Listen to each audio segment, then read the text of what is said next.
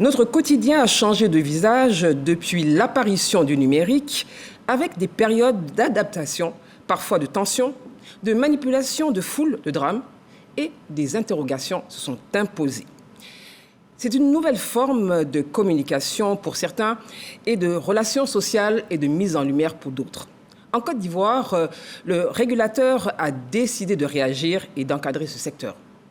Comment et pourquoi maintenant ? Mesdames, Messieurs, bonsoir et bienvenue dans le débat de société autour du thème « Activistes et influenceurs, quelle responsabilité pour un climat social apaisé ?» Pour en parler, 4 invités, 4 débatteurs que je vous présente. Madame Léontine Ndranyi. Bonsoir, madame. Bonsoir, madame. Alors, vous êtes directrice des opérateurs audiovisuels à la Haute Autorité de la Communication Audiovisuelle, ACA. C'est cela. Merci à la ACA d'être là à travers vous. Laissez-moi. À côté de vous, alors nous avons monsieur Franck Edja, créateur de contenu. Vous êtes influenceur, consultant marketing, c'est bien cela? C'est bien cela. Bonsoir et merci d'être là. Bonsoir et merci de m'avoir invité à ce débat. C'est tout à fait normal. 2023, année de la jeunesse. La jeunesse doit participer à ces débats. Oui. Alors, sur ma gauche, madame Mariam Doumbia. Bonsoir, madame. Bonsoir, madame. Merci d'être parmi nous. Vous êtes présidente de la jeunesse féminine active. Oui. C'est bien cela? Oui, c'est bien cela. Et vous cela. êtes activiste. Activiste, oui. Engagée. Oui. Engagée. Oui. Et vous insistez sur engagée. Oui. Et vous allez nous expliquer tout cela tout à l'heure. Alors, une telle émission sans un sociologue serait quasiment impossible. Bonsoir, docteur Lille. Bonsoir, madame. Merci d'être parmi nous. Alors, je rappelle, vous êtes sociologue et vous êtes également enseignant-chercheur à l'université Alassane Ouattara de Bouaké. Tout à fait, madame. Merci d'être parmi nous. Je vous en prie, madame. Alors, nous sommes en direct, mesdames, messieurs, pour 90 minutes de débat, certes, mais également de plaidoyer. Et le premier arrêt de ce débat, l'état des lieux, et nous retrouvons Davis Oyo dans ce papier libre. Il évoque l'avènement des réseaux sociaux dans notre quotidien. Nous suivons. Les années 2000 sonnent le début de l'innovation digitale en Côte d'Ivoire. Ce phénomène prend la forme des réseaux sociaux. Les plus fréquentés sont i5, Chat et MySpace. Progressivement, ces plateformes de rencontres, d'échanges et de partage vont s'effacer pour faire place à de nouveaux canaux. Facebook, WhatsApp, Twitter, Snapchat et plus récemment, le réseau social chinois TikTok. La plupart de ces médias sociaux vont connaître un regain de vitalité en 2010. Alors, avec le développement des téléphones mobiles, tout le monde a l'accès facile à un téléphone, un Android ou un iPhone. Ça a favorisé le développement des réseaux sociaux. Voilà, parce qu'avant, quand vous parlez des cybercafés, effectivement, tout le monde n'avait pas un portable. C'était très, très, très cher. Aujourd'hui, à moindre coût, on peut avoir un Android. Et généralement, quand on paye les Android, il y a déjà des plateformes qui sont installées dans le téléphone. On a juste à avoir une connexion Internet. Donc, plus les téléphones ont été à portée de tous et plus les réseaux sociaux ont pu s'imposer. En Côte d'Ivoire, toutes les couches sociales consomment les réseaux sociaux. Enfants, jeunes, adultes et même personnes du troisième âge se connectent fréquemment à ces trouvailles interactives. Au quotidien, ces utilisateurs y passent en moyenne entre 4 et 5 heures et demie par jour. Ce temps d'utilisation se rapproche de la moyenne mondiale, 6h55 minutes par jour, selon les récents chiffres de Digital Discovery, un site dédié aux données sur le digital. Moi qui fais des tournées dans l'Afrique francophone, la Côte d'Ivoire, on est les numéros 1, quoi. On est accro aux médias sociaux. Et on consomme de tout, hein, les méta, Twitter, TikTok, on consomme de tout et de tout. On est vraiment le hub régional. La Côte d'Ivoire compte plus de 12 millions d'internautes. Parmi eux, on dénombre plus de 5 millions d'utilisateurs de médias sociaux, soit 17,9% de la population ivoirienne. Selon les experts, à ce rythme, l'avènement de l'intelligence artificielle risque d'impacter considérablement le quotidien des populations ivoiriennes. Merci Davis Oyo et merci Ibrahim Touré. Alors, première question, et vous allez tous réagir sur cet élément. Quel sentiment, après avoir entendu ce papier libre et ce reportage de nos reporters? Merci. Madame Ndranyi. Merci, Madame Herveau. Je pourrais dire qu'à titre individuel, on a vu les réseaux sociaux arriver dans nos quotidiens. Oui. Et bien que nous soyons régulateurs, nous sommes des utilisateurs des réseaux sociaux. Et il y a vraiment des avantages indéniables par rapport à la démocratie, la libre expression, le renforcement des liens sociaux, mais aujourd'hui, avec ce qu'on voit, l'ancrage aujourd'hui de l'Internet, du numérique dans la vie du quotidien des populations, on doit regarder de près les dérives qu'on constate. Et voilà, il y en a plusieurs autres. Et pour nous, régulateurs, cela nous interpelle. Ça vous interpelle. Hein. On en reparlera tout à l'heure, puisqu'il y a une loi de tout numérique qui est en vigueur. Je voulais juste préciser que nous sommes en direct, effectivement, 90 minutes. Cette émission, elle est également la vôtre, elle est interactive. Alors, vous allez voir apparaître un QR code au bas de l'écran. Vous pourrez poser donc votre question en scannant juste ce QR code. Voilà, c'est parti. Vos questions seront posées à l'antenne et nos 4 invités, débatteurs, pourront donc y répondre. Franck, votre sentiment, vous êtes influenceur, on l'a dit, mais nous parlerons justement de votre fonction plus tard et de la définition. Au regard de ce qui a été dit tout à l'heure dans l'élément, qu'est-ce que vous pensez? Au niveau personnel aussi, je dirais que l'avènement du digital et de l'Internet a vraiment bouleversé nos rapports avec l'information, l'accès à l'information et comment on évalue cette information, a aussi changé notre mode de vie, sur nos habitudes, que ce soit nos influences par rapport au style de vie, au style de consommation. Internet a vraiment joué un rôle très important à modeler les personnes que nous sommes aujourd'hui. Voilà. Alors, Madame Doumbia, l'avènement des réseaux sociaux dans votre quotidien? De manière personnelle, je dirais aussi que, comme tous nos nouveaux outils qui arrivent souvent, surtout même dans le domaine digital, ils créent des bouleversements. Mais cela dépend de la manière dont on l'utilise. Voilà. Docteur Lille, le sociologue, l'avènement des réseaux sociaux dans le quotidien? Bien, nous, ça a commencé dans les années 80 quand nous étions étudiants. Oui. Donc, c'était les premiers cours d'informatique où on faisait de la programmation, la probabilité, les mathématiques. Et nous, on regardait cela comme un outil qui nous permettait de faire du traitement d'abord de textes. Oui. Puis, petit à petit, pratiquement, toute notre vie a été impactée parce que, en tant qu'enseignant, nos premières recherches, nos premiers articles, c'est vraiment à l'informatique qu'on le doit. Et aussi, on était très friands parce qu'on nous disait que c'était une manière de traiter automatiquement l'information et la mettre à disposition et faire en sorte qu'il y ait le moins d'analphabètes possible sur Terre. Parce que cette capacité à mettre tous les citoyens de la Terre dans la mondialisation au même niveau d'information permettrait de créer une intelligence mondiale. C'est vrai que sur cet aspect-là, comme l'ont dit mes prédécesseurs, c'est quelque chose de formidable. Mais ça a été un bouleversement cataclysmique pratiquement dans nos vies. On regarde d'autres aspects de ces réseaux sociaux-là. Alors, moi, j'ai envie de vous demander à tous les 4, à quel moment, à quelle période vous êtes entrés en contact? C'est vrai que vous avez parlé de l'université. Madame, à quel moment aussi? Et moi, vous, je Franck, dirais depuis le lycée. Plus jeune. Plus jeune, vraiment depuis le collège, très tôt. Et vous, Mariam? Moi, pas Madame très tôt, c'est ma nièce qui a insisté. Elle a voulu que j'aille sur Facebook. Pourquoi? Elle vous a expliqué pourquoi? Oui, elle m'a dit, parce qu'on faisait de nombreuses rencontres.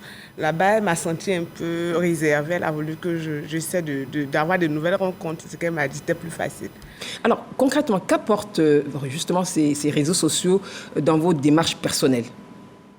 Madame Danier, au quotidien. Je l'ai déjà dit, en ce qui concerne l'information, on a vraiment le choix. Et bon, quand on est outillé, on peut faire un choix éclairé. Quand on est outillé, vous avez dit. De là où nous sommes, pour nous, c'est plus facile. Mais après, quand on regarde le jeune public et d'autres catégories, les adolescents, là, il faut se poser des questions. Justement, ma question, c'était en sortant de la ACA, parce que c'est comme les régulateurs, mais vous, de façon personnelle, Madame Dany, comment vous appréhendez, comment vous gérez justement dans votre quotidien les réseaux sociaux, hors ACA? Bon, il y en a qui sont très utiles, je ne vais pas citer des noms. On communique plus facilement avec. Oui. Et puis, il y a les liens sociaux aussi. On a des amis qu'on a perdus depuis le lycée, qu'on a pu retrouver. On s'informe. Et moi, je pense que c'est très utile à plus d'un titre, en ce qui me concerne personnellement. Alors, vous, l'influenceur que vous êtes, sans rentrer dans les détails du travail pour l'instant, comment vous gérez justement ces réseaux sociaux dans votre quotidien personnel? Moi, je dirais dans mon quotidien, aujourd'hui, le digital occupe une grande partie de ma vie. Ça m'a permis de mettre en place une entreprise digitale que je monétise, mais ça m'a permis aussi d'accéder à des marchés auxquels je n'aurais pas pu. Donc, ça m'a donné une ouverture sur le monde. Ouverture sur le monde. Madame Doumbia, à votre niveau? Je dirais de même, ça m'a permis d'avoir beaucoup de certifications dans le domaine humanitaire. Ça m'a permis aussi de rencontrer des personnes formidables que je n'avais même pas espéré avoir au fait dans ma vie. Voilà. Donc des rencontres. Voilà, des rencontres très fructueuses avec des jeunes filles aussi qui étaient dans le besoin, que j'arrive à mentorer grâce aux réseaux sociaux aussi qui se rapprochent de moi. Comme elle a dit, il faut être formé et outillé. Mais quand on n'est pas formé, on n'est pas outillé, comment ça se passe? C'est difficile d'accompagner parce que la jeune fille te voit comme un modèle. Et lorsque tu lui dis quelque chose, elle pense ça, elle se dit, c'est Tata Ariam qui a dit, donc c'est vrai si ça vient de Tata Ariam. Et donc, elle est convaincue que c'est vrai parce que vous l'avez dit. Voilà, je l'ai dit, je suis expérimentée. Maintenant, je leur dis non, vous faites tout pour être la meilleure version de vous, parce que moi, je suis déjà occupée. Très bien. Docteur Lille, Oui. les réseaux sociaux dans votre quotidien, hormis l'université, mais aujourd'hui, comment vous gérez justement moi, ce c'est volet? pratiquement ma vie même qui est collée aux réseaux sociaux parce que je suis Vous êtes consultant. addict? Non, pas addict, mais je suis consultant. Je pose la question. Je suis formateur, Oui. je suis expert, je suis coach. De telle sorte qu'il y a beaucoup de sites d'échange, Oui. d'apprentissage. En tout cas, dans ma vie personnelle, ça me permet de satisfaire un de mes traits de caractère qui est la curiosité intellectuelle. Et je peux ajouter même mondiale. Alors, est-ce qu'on doit se dire que tout ce qui est sur le numérique est vrai? Madame Danier. Ah non, il ne faut peut-être pas dire ça. C'est vrai qu'il y a beaucoup... Je vous pose la question à tous les quatre. Hein. Oui, mais ça, il faut tout de suite relever que ce n'est pas vrai. Parce que même déjà, quand vous faites une recherche, Oui. vous avez plusieurs propositions et vous voyez souvent qu'il y en a qui sont contradictoires. Moi, je pense qu'Internet est aussi un lieu de blanchiment d'informations. Blanchiment d'informations. Blanchiment. Alors, Franck, qu'est-ce que c'est blanchiment d'informations? Blanchiment d'information, wow. C'est un mot très fort. Mais je peux comprendre ce qu'elle dit, effectivement, parce qu'il y a tellement d'informations et il y a une certaine liberté à concevoir les informations et à les disperser sur les réseaux sociaux, sans contrôle. Donc, voilà, le mot est justifié, effectivement. Madame Doumbia, après, j'ai une question qui arrive. Parce que nous sommes formés, parce qu'on arrive à faire la part des choses, mais les jeunes n'arrivent pas à faire la part. Ouais. Donc, c'est de chercher à plus les former. Mais on en parlera lorsqu'il s'agira des solutions, justement. Ce serait vraiment important. Alors, j'ai deux questions qui arrivent. Alors, la première question, les influenceurs bénéficient-ils de... D'accord, la première. Est-ce qu'un influenceur ou un activiste, donc vous êtes influenceur, vous êtes activiste, madame, doit traiter de tout sujet? Je vais commencer par vous. Je dirais, doit traiter des sujets... Excusez-moi, cette question, parce qu'il nous regarde. Allez-y. Merci, monsieur IB, pour votre question. Allez-y. Je pense qu'il doit traiter du sujet qu'il maîtrise. Moi, je suis consultante en éducation à la santé à la vie saine. Donc, mon expertise dans ce domaine-là, j'ai eu aussi... je suis mentor de l'ambassade des États-Unis en leadership. Je peux former dans ce sens-là. Mais ce que je ne maîtrise pas, je ne dis pas. Donc, tu as dit tout à l'heure, là, c'est quand tu as l'expertise dans un domaine, tu donnes. Parce que lorsque tu donnes ces formations-là, tu donnes aux personnes qui sont dans le besoin. Donc, un influenceur, ce n'est pas n'importe qui. On ne s'élève pas pour être influenceur. Et activiste? Oui, on s'élève pas pour être activiste. Parce qu'il faut impacter suffisamment la vie des autres, en fait. Franck, à votre niveau? Moi, je pense qu'il faut que les gens apprennent à dissocier c'est quoi un activiste et c'est quoi un influenceur, même c'est quoi un blogueur, avant de comprendre s'il doit prendre la parole sur tous les sujets. Déjà, un activiste, c'est quelqu'un qui, je pense qu'il travaille pour un changement social. Donc, il mène des actions par rapport à ça. Mais l'influenceur, c'est quelqu'un qui a simplement une autorité, qui a une audience. Donc, il ne peut pas se permettre de parler sur tous les sujets. Mais il y a des influenceurs qui ont une expertise qui est prouvée dans un domaine bien précis. Donc, ça peut être la mode, ça peut être le sport et tout. Et donc, sur ce domaine-là, ils peuvent suivre une ligne éditoriale ou digitale, comme on peut... voilà. Docteur, est-ce que, justement, ils ont répondu à cette question, mais je voudrais avoir, justement, le regard du sociologue. Est-ce qu'un influenceur, parce qu'on est influenceur ou activiste, on peut parler de tout? Et c'est la question d'IB. La réponse serait non, parce que c'est une question de déontologie. Parce que, comme l'a dit l'activiste, les gens s'identifient à vous. Il ne faut pas les perdre, il faut plutôt les éclairer. Donc, soi-même, il faut être au clair avec son expertise et essayer de ne parler que de ce qu'on maîtrise un peu. Et comme ils l'ont dit, on ne sait pas d'où vient l'information. C'est pour ça que tous ceux qui sont outillés à la base pourraient être de bons influenceurs. Pourquoi? Moi, je prends mon cas terre à terre. En tant que sociologue, j'ai déjà été formé à la base en sociologie. Donc, quand je fais des recherches en sociologie, je peux trier le faux des livrets. Parce que tout le monde peut produire de la sociologie spontanée, liée à sa vie, etc. Mais est-ce que ça sera conforme à une sociologie, entre guillemets, scientifique? C'est là la question. Donc, c'est à chacun qui vient produire du discours, de l'information, de s'assurer qu'il est en train d'impacter la vie des uns et des autres. Donc, il faut éviter, entre guillemets, comme on le dit vulgairement en Côte d'Ivoire, de mélanger la vie des gens. Là, c'est le sociologue qui parle. J'ai une autre question. Ça va être vraiment, je veux dire, c'est un sujet qui passionne. C'est pour tous les quatre. On demande, à quel moment devient-on influenceur? Ça, c'est Franck. C'est Edja. Je ferai prendre mon cas personnel. À quel moment devient-on influenceur? On devient influenceur lorsque vous arrivez à modifier la manière de penser ou à Ce n'est pas de la manipulation. C'est un peu de la manipulation, je dirais. C'est un peu de la manipulation parce que moi, je prends mon cas à moi, qui suis dans le tourisme. Lorsque je reçois des personnes qui me disent « à cause de toi, je suis allé visiter tel endroit », c'est de l'influence. Parce que j'ai pu créer un contenu et j'ai pu le brander de telle sorte qu'il lui plaise, qu'il soit vraiment... qu'il ait envie de découvrir.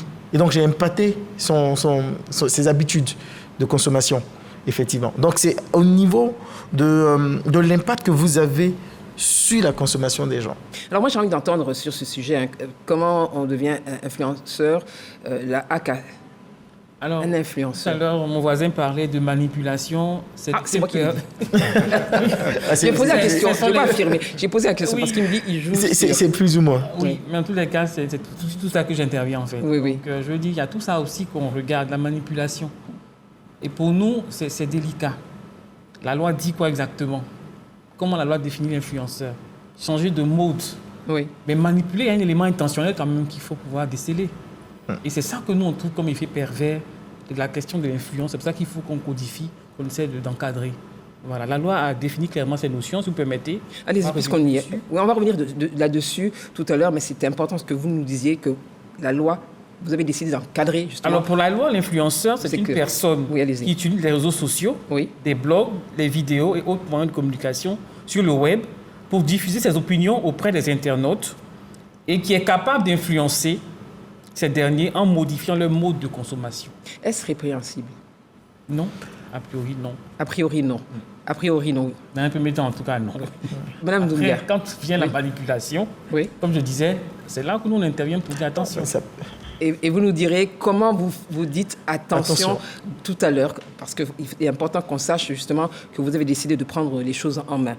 Je vais vous poser une autre question qui vient de nos téléspectateurs. Alors, Sonia, en Côte d'Ivoire, elle demande les influenceurs et les activistes bénéficient-ils de droits particuliers sur les réseaux sociaux? Est-ce que vous avez des droits particuliers sur les réseaux sociaux? D'accord. Je suis, comme je vous ai dit, je suis aussi du collectif des actifs du Côte d'Ivoire. Donc cela me permet, grâce à mon engagement, d'avoir certains privilèges. Mais ces privilèges-là ne doivent pas aller à l'encontre de la personne que je conseille, au fait. C'est-à-dire, je dois faire attention à tous les textes que je pose. Oui. Voilà, pour ne pas qu'ils soient d'entraîner des discours de haine ou bien des incompréhensions. Parce que souvent, on dit, j'ai écrit le message, mais est-ce que c'était pour inciter quelqu'un à faire ça? Si. Parce que toi, quand tu écris, la personne est libre de prendre comme elle veut. Donc, c'est à toi de faire tout ton possible pour que le message soit bien perçu. Alors, tout à l'heure, on parlait de chiffres dans l'élément qui nous a été partagé par Davis Oyo. Je voudrais juste vous relire ceci. La Côte d'Ivoire comptait plus de 5 millions d'utilisateurs de médias sociaux, donc en janvier 2023, soit près de 18% de la population totale. Alors, qu'est-ce que cela vous inspire, docteur? 5 millions d'utilisateurs de médias sociaux. Ça m'inspire ce qu'il disait, qu'il faut vraiment faire attention, parce que ça me permet de faire une lucarne sur l'influence. Oui. L'influence a toujours existé, depuis Platon, depuis Socrate, parce qu'en même temps, dans la même société, on va dire que les jeunes ne peuvent pas être sains s'ils n'ont pas de modèle. Donc derrière l'influence, il y a le modèle. Il nous faut des modèles sociaux à nous tous, des gens à qui nous nous identifions positivement. Je pense que c'est le mot positivement qu'on doit travailler dans l'influence. À savoir que quand on recherche des influences, si l'influenceur a un minimum de déontologie, et il encadre correctement ce qu'il produit comme message et il met les bémols qu'il y a derrière son message. Mais ça peut permettre à certains de changer positivement leur vie, de telle sorte que l'influence n'est pas mauvaise en soi, parce que c'est ce que tout le monde recherche dans sa vie. Ce qu'on n'a jamais vu faire, on ne peut pas le créer, on ne peut pas l'inventer, on ne peut pas s'identifier.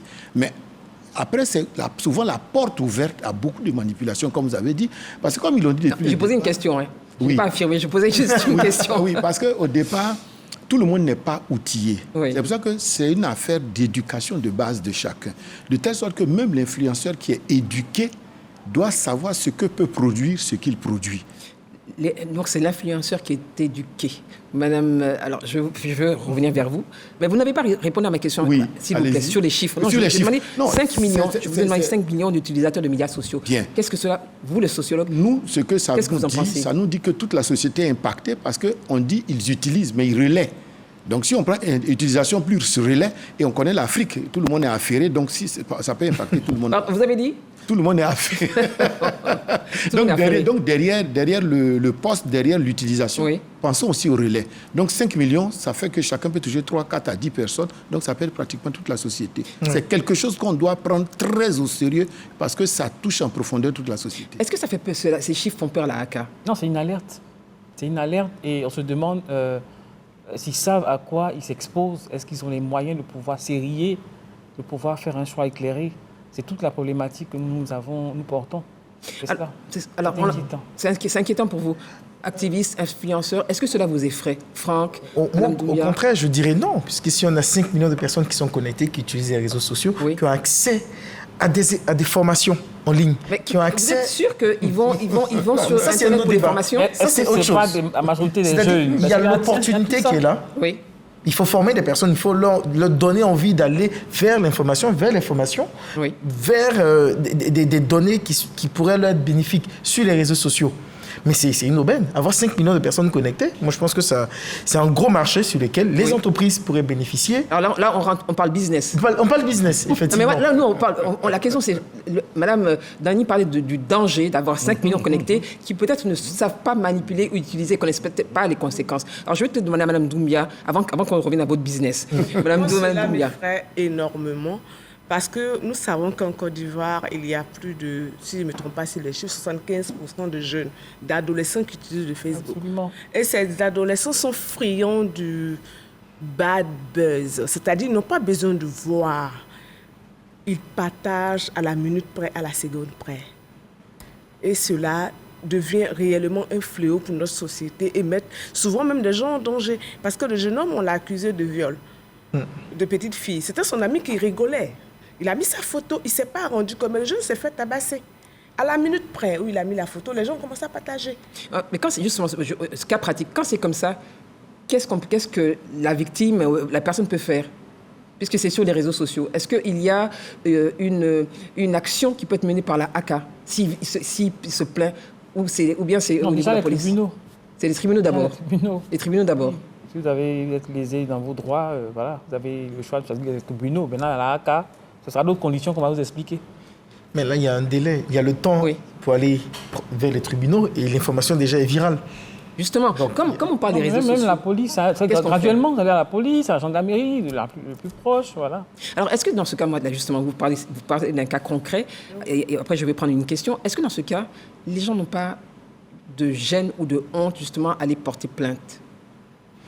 Franck, vous êtes influenceur sur les réseaux. Quand c'est viral, est-ce qu'il n'y a pas de gêne ou de honte? Quand c'est viral, après pour gérer, moi dans Comment ma on gère, logique, il justement? n'y a pas de bad buzz. Un bad buzz est toujours dans la notoriété, donc il faut savoir s'adapter. Et donc lorsqu'il y a ce genre de situation, la meilleure des manières, de réagir, Oui. c'est de laisser couler.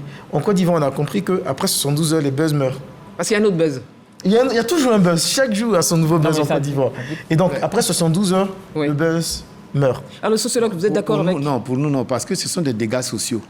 Voyez-vous, il y en a qui peuvent avoir honte, il y en a qui se suicident, il y a plein de cas comme ça. Ce sont des vrais dégâts psychologiques et sociaux. Parce que n'oubliez pas que les gens vont toujours dire qu'il n'y a jamais de fumée sans feu. Donc on ne rattrape quasiment jamais sa virginité dans ce domaine-là. Je suis plusieurs fois intervenu pour vraiment soutenir des gens. C'est vrai qu'il l'a dit, il y a le pourrissement. Mais avant le pourrissement, tout le monde vous fait une réputation sans même vous connaître, sans vous donner le bénéfice du doute. Et ça crée de vrais dégâts. Et souvent, ça ne joue pas que sur vous. Ça joue aussi sur votre famille, sur vos proches, etc. etc. Voyez-vous? C'est pour nous, vraiment, il faut au moins expliquer la base aux gens que à la fois l'information, comme nous l'avons dit, peut être utile, changer positivement la vie, mais c'est une arme de destruction massive quand c'est mis entre les mains de n'importe qui. Arme de destruction massive. Qu'est-ce que vous en pensez, Madame Doumbia? Je dirais la même chose. Mais ici, je ne critique pas. Hein. Non, mais vous êtes Voilà, libre de dire ce que vous pensez. On a une hein. manière de banaliser les choses. Comme je dis, le jeune a été victime de la situation et il a été pris en sang pour le ramener à l'hôpital. On l'a ramené à l'hôpital. Ce genre de cas faisait rigoler certaines personnes pour dire qu'ils méritaient ça. Pour dire combien de fois, je le rejoins, combien de fois les réseaux sociaux nous rendent inhumains en fait. Et est-ce que ça a été signalé à la police parce que Oui, Madame ça a Dani- été signalé. Oui. Mais après ça, ceux qui ont vu les vidéos, comment ils ont réagi, comment ils ont appréhendé? Nous, on a vu les commentaires. Après, ils disent qu'ils méritaient. C'est ce qu'ils ont retenu. Parce qu'il y a quelqu'un qui s'est levé, qui a fait un commentaire pour dire non, réellement, il a mérité. Donc c'était la sanction. Voilà, mais je veux dire, il y a plus de mal actuellement que les réseaux sociaux font que bien. Nous, il nous fait du bien parce que nous, on sait utiliser. Nous sommes formés pour ça. Moi, j'utilise même par rapport à mon ONG. Mais pour un jeune homme qui ne sait pas utiliser. Alors, justement, une question de Ekam qui est en Côte d'Ivoire. Je vais la poser donc, à la ACA. Quelles sont les mesures que la ACA prévoit pour recadrer les influenceurs, je vois Francky sourit, blogueurs et activistes en cas de bavure ou débordement sur un sujet? Bon, si vous souhaitez, on va y aller en même temps. Hein. Puisqu'il nous regarde, allez-y. Alors, il faut déjà parler de la loi de 2022 qui a été prise le 20 décembre pour modifier la loi en vigueur de 2017 pour un régime juridique de la communication audiovisuelle. 5 ans? Oui, mais c'est justement quand je dis c'est un projet qui arrive à maturation. D'accord. Il faut dire déjà qu'en 2004, ce n'était pas le cas. En 2017, on a intégré la régulation des web TV et web radio. Et progressivement, aujourd'hui, la ACA a compétence pour intervenir sur les réseaux sociaux et donc pour réguler, sanctionner en cas de besoin. Donc, qu'est-ce que la ACA a fait? Je vais parler de la loi. Et dire il y a 3 choses qu'il faut retenir. C'est que la loi a décidé aujourd'hui de fixer les notions d'activistes, de blogueurs et d'influenceurs. Donc, c'est encadré. Déjà ça. Qui on appelle activistes, blogueurs et influenceurs. Alors, ensuite, deuxième chose... Je vais peut-être, puisque cette question a été posée, donc je vous laisse juste poursuivre. Qui est activiste? Alors, selon la loi, on entend par activiste la personne qui s'attache à une cause. D'accord. Une cause politique, économique, environnementale ou sociale et qui milite intensément pour la défendre à travers les réseaux sociaux en faisant des publications en vue de parvenir à un changement justement dans ces domaines-là où il lutte. Donc c'est ça un activiste. C'est un activiste. Il s'attache à une cause, il se bat pour, il publie abondamment certainement, il intéresse plusieurs et il influence quelque part. Alors, avant de revenir à vous, est-ce que vous vous reconnaissez dans la définition de la ACA? Bien, très bien. Alors, merci, monsieur. De la loi, je dirais. Pardon? C'est la loi. Oui, c'est la loi. C'est la loi, mais comme vous représentez la ACA et vous partagez la loi, c'est pour ça, en fait, c'est la loi et vous appliquez la loi. Merci, Ibé, pour cette question. Alors, qu'est-ce qu'il a également posé la seconde question? Un influenceur. Un influenceur, oui, la loi dit exactement, et je lis in extenso, personne qui utilise les réseaux sociaux, les blogs, les vidéos et autres moyens de communication sur le web pour diffuser ses opinions auprès des internautes, ses opinions, et qui est capable d'influencer ces derniers en modifiant leur mode de consommation. Là, ce n'est pas une cause. On a une capacité d'influencer. On intervient sur des sujets divers ou en tout cas assez spécifiques. Et quand on intervient, c'est pour orienter les gens. Franck, Edja, vous êtes... En fait, c'est le choix du mot modifier. Je peux dire éclairer. Parce qu'en réalité... C'est la loi qui est écrite. Donc, vous n'êtes pas d'accord avec... Pas totalement. Pas totalement. Parce que moi, je pense qu'un influenceur, c'est quelqu'un qui a d'abord une expertise dans un domaine. Oui, seulement. Et là où il est censé avoir? Il est censé avoir. Il est censé avoir. Non, on ne dit pas forcément. Allez-y. Non, on ne dit pas forcément. Et quand on dit qu'il modifie, ça veut dire qu'il a l'intention de modifier. Mais en tout cas, on voit le résultat. Non, pour modifier, il faut connaître.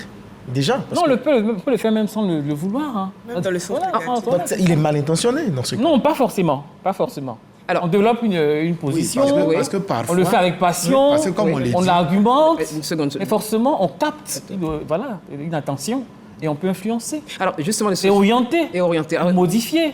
Et donc, c'est ça. Oui. En fait, c'est modifier, c'est exactement ça. C'est ça l'influence. Plutôt que manipuler, moi, je dirais modifier. Vous dites modifier. Donc, la loi dit modifier. Vous dites... Éclairer. Que dit le sociologue? Nous, on dit tout simplement que là où l'être humain ne serait pas allé sans votre action sur lui, il y a influence. Voyez-vous? Il y a influence. Parce que si j'étais de mon propre chef, je n'aurais pas pris ce choix-là. Dès lors que mon choix change parce que je vous ai entendu ou écouté, alors vous m'avez influencé. Tout simplement. Oui, bien sûr. Parce que seul, si je ne serais pas allé volontairement faire ce choix-là. C'est pour ça que tout à l'heure, il parlait du tourisme. Seul, j'aurais regardé les endroits, peut-être que je n'aurais pas fait ce choix d'endroit-là. Mais la manière dont vous m'avez présenté ce choix, ce lieu, Oui. soit avec enthousiasme, soit avec passion, etc., vous avez modifié mon comportement. Mais là où on va parler de, comme elle a dit, peut-être manipulation, c'est que même si j'avais découvert ça par moi-même, je ne serais pas allé là-bas. Sinon, si vous m'influencez que moi, j'ai mon libre arbitre, j'apprécie tout et je vais là-bas, vous m'avez éclairé. Ouais. Voyez-vous? Donc, il y a deux éléments que dit Mme Je Doumbia. dirais que c'est mitigé. Hein. Mais actuellement, Franck, je veux plus m'appuyer si modifier. Imaginez Kim Kardashian, elle est belle, hein? Mais à cause d'elle, de nombreuses femmes font des liftings, elles se changent le physique complètement. Mais est-ce que ça, c'est dû à l'influenceuse? Peut-être il y a un mal-être. La personne a déjà, il y a une base déjà. Elle n'a pas confiance en elle-même. Et le fait de regarder une personne qui a peut-être, elle aspire à lui ressembler, la personne lui donne les arguments pour pouvoir lui ressembler. Alors, est-ce que ce que vous dites, vous l'avez, enfin, peut-être dans d'autres circonstances, vous l'avez vécu vous-même? Parce que c'est vrai qu'on regarde la télévision, on sait de quoi parle Madame Doumbia. Est-ce que vous l'avez vécu vous-même en tant qu'influenceur? Quelque chose a changé fondamentalement parce que vous avez pris une position et personne ne vous a suivi? Bien sûr, énormément. Moi, dans mon domaine, il y a énormément. Parce que, à la base, moi, comme je dis, c'est pour briser les clichés sur les destinations africaines, et principalement sur la Côte d'Ivoire. Donc, je reçois énormément de messages, je reçois énormément de, je n'ai pas de clients, mais de personnes de la diaspora qui avaient une perception sur la Côte d'Ivoire, sur la destination africaine, qui disent, grâce à toi, grâce à ton contenu, grâce à la manière de présenter la Côte d'Ivoire, j'ai fait un voyage, j'ai pris mon billet, j'arrive en Côte d'Ivoire avec ma famille. Grâce à toi, je comprends mieux l'intérêt d'apprendre ma langue, d'assister à des festivals, d'aller par exemple à l'Abissa, de me rapprocher de ma tradition. Donc, est-ce qu'il y a aussi derrière un peu de marketing quand même? Non, il y a beaucoup de marketing. L'influenceur, il fait du marketing. Parce que lorsque vous prenez un produit, vous prenez une opinion, ça reste un produit que vous essayez de, je ne vais pas dire maquiller, mais vous essayez d'embellir et de brander pour pouvoir le vendre aux gens. Alors, en tout cas, pour nous, on pense que, si vous me permettez, non, pour nous, il faudrait bien que ce soit éclairé seulement. Mais seulement, ça n'éclaire pas toujours. Voilà. Parce que, excusez-moi, juste un mot là-dessus, si l'exemple qu'il a pris, on peut le voir. Oui. Pourquoi? Parce que quand Kim Kardashian, on dit... Qu'est-ce que vous avez avec... Non, c'est important, ça va nous permettre de comprendre, éclairer. Vous allez si loin alors qu'il y a des... Mais ça va nous permettre de comprendre, modifier et éclairer. Par exemple, moi, si quelqu'un est mal dans sa peau, il dit, je ne suis pas mince, je ne suis pas ceci, j'ai dit, le plus important, c'est d'être soi-même, de s'accepter. Oui. Mais si la personne vous dit... Non, mais c'est ce que je dis. Donc, je la laisse libre. Je sais qu'elle peut s'accepter en étant naturelle et elle sera à l'aise. Alors qu'à forcer pour devenir Kim Kardashian, elle risque l'anorexie, elle risque beaucoup de choses. Donc, en lui présentant les deux choix, le choix qu'elle va faire, ça sera de l'éclairage. Mais si Kim va à la télé, elle a 28 millions de vues, elle a ceci, elle a cela, automatiquement, tout le monde croit pouvoir lui ressembler pour être heureuse. Voyez-vous? Là, ça va devenir maintenant autre chose. Alors, je suis curieuse d'ailleurs, vous avez combien de followers? Je suis à 230 000. Sur quel réseau? Instagram et Facebook. 230 000. TikTok, ouais. Et vous, Madame Doumbia? J'ai fermé mon compte Yamka. Je suis Pourquoi? Sur la page. Parce qu'il y a un moment, les gens étaient. C'est ce que je faisais. Ma manière de me vêtir. C'est ce qui a commencé à intéresser les personnes qui me suivaient. Et non ce que vous disiez. Voilà. Et moi, c'était pas ça. C'était pas le message qu'ils voulaient passer. Donc, je passe maintenant par la bannière de l'ONG pour faire passer les messages. Là, quand les gens rentrent en contact avec moi, je dis, je suis là pour vous aider, vous accompagner. Donc, vous avez préféré arrêter totalement? Voilà. Maintenant, je continue, mais je vais dire, mais quand les gens se rapprochent de moi, je sais de leur expliquer. Et moi, je voulais dire à Franck, combien de personnes se comportent comme vous? Combien d'influenceurs écrivent ce que vous écrivez? Ah oui, c'est ça. Il y a énormément. Non, je veux dire, je suis d'accord, professionnel, d'accord, mais c'est parce que les autres... C'est une profession, elle est encadrée. Elle est encadrée, Il y a des agences associations. Oui, il y a des associations d'influenceurs. Oui. Il y a... Vous êtes tous d'accord sur tout? Non. On n'est pas tous d'accord sur tout. On n'a pas forcément la même méthodologie. Oui. Mais on essaie d'avoir la même, je dirais, une même éthique sur certaines informations, sur comment rendre l'information. Une éthique sur comment rendre l'information. Oui. On parlera tout à l'heure d'éthique. On parlera d'éthique. Est-ce que vous pensez vraiment qu'il y a une éthique en ce qui concerne les influenceurs, sans vous indexer, hein? Non, sans indexer quelqu'un, personne n'est responsable de qui il influence. Nous avons tous plus de 18 ans. Et là, la loi même sera d'accord pour dire que c'est librement qu'on va vers un influenceur. Maintenant, c'est pour ça que moi, je parlerai toujours du fait d'être outillé de l'influenceur et que la loi doit aller vers lui. Oui. Parce qu'on ne sait jamais vers qui va notre information. C'est clair. Donc, si nous n'avons pas d'éthique, et beaucoup n'ont pas d'éthique, malheureusement, c'est ça le cas. Sinon, on n'est pas forcément responsable des gens qu'on influence. Même nous, les enseignants, ça nous arrive en tant que consultants. Il y a des gens qu'on influence, on ne sait même pas pourquoi. Et peut-être ils ne savent pas d'où nous venons et où nous allons et ce que nous produisons. Et ça nous fait mal. Mais tant qu'on a l'éthique d'expliquer, de vouloir éclairer, d'être vraiment sain, c'est une question d'être sain. Changer positivement la vie des autres, mais en leur donnant le maximum de choix pour qu'ils y aillent librement et Oui. avec le maximum d'informations. Alors, vous parlez justement de maximum d'informations, on a parlé de changement dans notre quotidien. Est-ce qu'il vous est arrivé de constater que des personnes sont ensemble et elles sont sur leur téléphone? Il y a 2-3 personnes, chacun est sur son téléphone, même au restaurant. Cela vous est arrivé? Mais justement, qu'est-ce que cela vous inspire? Après, je prendrai le sociologue en dernier lieu. Madame Dani, qu'est-ce que cela vous inspire? Ce n'est pas la HACA, mais vous-même en tant que citoyenne. C'est hilarant parce que ceux qui sont loin sont plus proches de nous. Oui. Et puis ceux qui sont plus proches sont plus loin parce qu'on ne se parle pas. Et c'est même le quotidien dans les couples, dans les maisons. Et tout ça, nous déplorons, sincèrement. Donc, il y a un côté... Oui, vraiment, qui brise la solidarité, je veux dire... Certaines relations. Bien sûr, bien sûr. Je pense qu'aujourd'hui, au lieu de nous reconnecter, ça nous a déconnectés des personnes qui devraient être proches. Parce qu'on est à la maison, on est à l'école, on est tout le temps sur nos téléphones. Oui. Moi, pour ma part, ça m'arrive énormément parce que je reçois énormément de notifications, de messages, donc je n'ai pas forcément le temps de discuter avec la personne en face, mais j'essaie de faire des efforts, de mettre un timing sur mon téléphone, mon temps de lecture. Il est de combien d'ailleurs?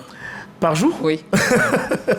5 heures? Non, c'est un peu trop. 5 heures, peut-être 3 heures. 3 heures. On aurait dit 3 heures. Qui est réparti sur toute la journée, voilà. 3 heures sur la journée. Sur la journée, oui. Madame Doumbia, et vous? Mais c'est difficile parce que nous faisons des réunions Zoom en ligne. Oui, d'accord. Moi, je passe plus de 8 heures de temps au téléphone. Hein. C'est difficile, c'est dommage parce qu'après, je veux dire, ça nous éloigne de certaines réalités, de certaines affinités. Parce que lorsque tu appelles tes proches au téléphone, tu penses que tout est fini. Pourtant, tu as besoin de les voir. Ils ont besoin de ta présence. Mais après, c'est difficile. Il faut jongler le tout, quoi. Combien de... Excusez-moi, pardon, vous n'avez pas fini. Non, ça va. Vous avez combien de followers? Moi, c'est un choix. C'est vrai que les gens me connectent par tous les moyens. Certainement, ça va venir puisque je ferai du coaching. Je serai obligé d'y aller. Et j'ai des community managers pour m'encadrer. Ah, très bien. Oui, c'est normal. C'est une question d'expertise. Comme on dit, si Drogba devait se vendre, il ne coûterait pas cher. Donc, préfère se confier à d'autres qui maîtrisent la chose. Oui. Mais ce que je veux dire, merci pour cette question où on est tous ensemble sans que personne ne soit avec l'autre. C'est d'une tristesse sociale. Et c'est un paradoxe parce que réseaux sociaux, ça veut dire connexion sociale. Alors, on ne peut pas être tous ensemble, famille, couple, parents, et être totalement étrangers parce que tout le monde a ses communautés ailleurs. Ça veut dire que les réseaux sociaux procurent le maximum d'isolement social. Pour nous, c'est un non-sens en sociologie. Ça veut dire qu'on dit réseaux sociaux. Plus on est connecté, plus on est proche, plus on est soudé, plus on se connaît, plus on s'apprécie.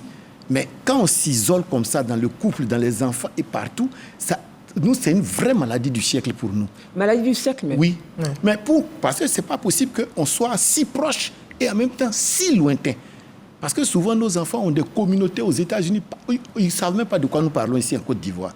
Voyez-vous ce que je veux dire? C'est ce qui fait que quand on est au shawarma, partout où on est, ils sont dans leur monde et nous, on est aussi dans notre monde. Et après, c'est difficile de se reconnecter sur l'éducation, sur les études, sur la vision du monde, sur les valeurs, sur beaucoup de choses. Et pourtant, les réseaux sociaux sont devenus incontournables. Est-ce que Franck, Mme Doumbia, Mme Dany, docteur, est-ce réel? Ils sont incontournables dans notre quotidien? Ils sont incontournables. On ne peut pas faire sans eux aujourd'hui. Malheureusement et heureusement, d'ailleurs. Donc, il y a une forme d'addiction, de dépendance. Comment vous qualifieriez cela, M. Edja? Récemment, avec TikTok, j'ai l'impression qu'il y a une forme de dépendance parce qu'ils arrivent à vous donner le contenu ou le type de contenu que vous appréciez. Ils vous donnent en abondance. Donc, vous êtes là sur votre téléphone et scrollez. Descendre. Au fur et à mesure, le contenu arrive. Le contenu arrive. Vous n'arrivez pas à vous déconnecter.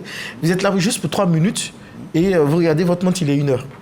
Oui, mais il y a un travail qui est fait derrière. Ce n'est pas un hasard. C'est pas un hasard. Parce qu'ils ont étudié la psychologie des gens. Ils ont vu que c'est ce que vous aimez. Ils vont vous apporter le type de contenu que vous voulez. Alors, moi, je oui, Madame Dany. Ça a été favorisé aussi quand même. Incontournable, c'est le mot un peu fort. J'ai posé une question. Oui, c'est un peu fort. Moi, je ne partage pas l'opinion de Franck. Je veux dire que il y en a qui se déconnectent par moment pour souffler. Il y en a qui ont peut-être une rigueur de ce genre. Avant de se coucher le soir, ils éteignent le téléphone. Le matin, ça les attend. S'il y a des urgences, ça attend le matin. Il faut pouvoir s'imposer ce genre de choses. Il faut dire aussi qu'avec la Covid qu'il y a eu, avec les réunions qu'il fallait faire en étant loin et tout, ça a rendu quelque peu assez indispensable. Mais ce n'est pas incontournable. Ce n'est pas incontournable. Hein. Indispensable, incontournable, il faut se déconnecter. Vous, c'est difficile? Oui, moi je pense que, comme Franck l'a dit, il faut s'éduquer. Hein. On a intérêt à s'éduquer.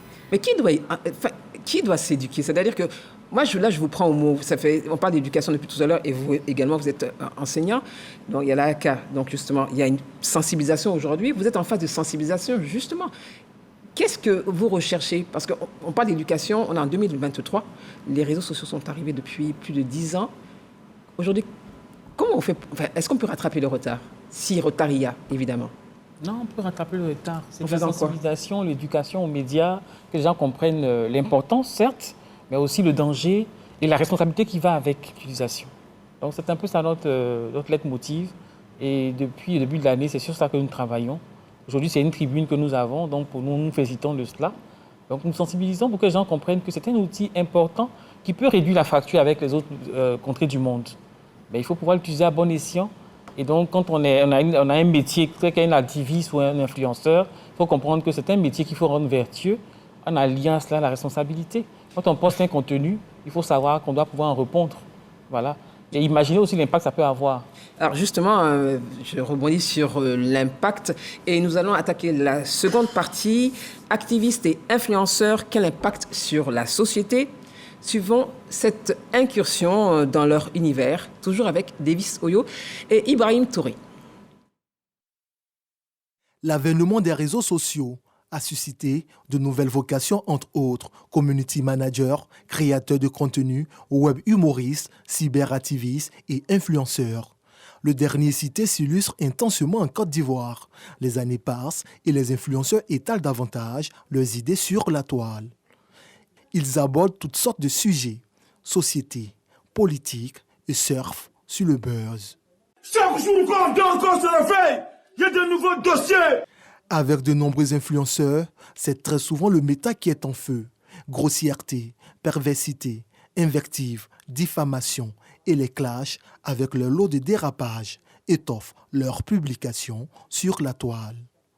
En un mot, ils sont prêts à tout pour des likes, des vues et des partages. Partagez les directs, mettez les clairs. Malgré les mesures prises par le gouvernement pour encadrer le secteur, les influenceurs se croient tout permis, à la différence de quelques-uns. Ce matin, Élisée Damo, plus connu sur le sobriquet de Stony, ou encore les baies de Stony, se prépare pour Indirect. En un clic, il est connecté au monde. Sujet du jour, l'ajustement tarifaire en hausse de l'électricité. Si l'électricité des entreprises augmente, les entreprises, les usines et tout ça, la force et les coûts de services vont augmenter. Depuis 2012, il dit éduquer et sensibiliser. Il prend régulièrement des positions tranchées pour faire bouger les lignes. Déjà à la base, je suis quelqu'un, j'ai vécu il y avait une situation familiale assez compliquée parce que mes parents se sont vite séparés et j'ai vécu avec mon père qui avait pris une autre femme et j'avais vécu beaucoup d'injustices. Et ça m'a rébellé en fait. C'est cette injustice-là qui m'a rébellé, qui a fait que je ne supporte pas en fait l'injustice. C'est ça qui m'a conduit dans ce que je fais aujourd'hui. Donc même si j'ai plusieurs casquettes, même si je sors le côté humoriste ou autre, mais je n'oublie jamais que en fait dans chacune de mes vidéos, il faut que je reste vrai avec moi-même. Ce que je considère comme une injustice, il faut que je dise, quoi que cela puisse me coûter. Web humoriste, chroniqueur télé et radio, Stony totalise plus de 2 millions d'abonnés. Le nombre d'abonnements et de vues, une donnée importante dans la survie de ces nouvelles stars fabriquées par le Meta. L'influenceur dont tu parles, lui, quand il fait sa vidéo, ce qu'il recherche là, c'est l'interaction. Il veut être vu, il veut qu'on commente, il veut qu'on partage. Donc, il faut que le scandale, c'est la chose la mieux partagée, c'est la chose qui marche facilement. On dit mauvaise nouvelle, on n'a pas besoin d'annoncer, ça va vite. Donc, il se sert du scandale parce qu'il y a eu des exemples. Il y a des gens qui ont commencé comme ça avec du scandale, qui ont été très suivis et par la suite, ils ont dit non, on change. On demande pardon, on devient bien. Ils ont eu ce qu'ils veulent, leur notoriété. Donc, ce que vous dites là, ça dépend de l'habitude de consommation. Comment les Ivoiriens ou bien les internautes aujourd'hui consomment Internet? Ceux qui font des belles choses, allez voir leur page. Ceux qui font de belles choses, ce n'est pas des gens qui vont te faire des 500 000 vues.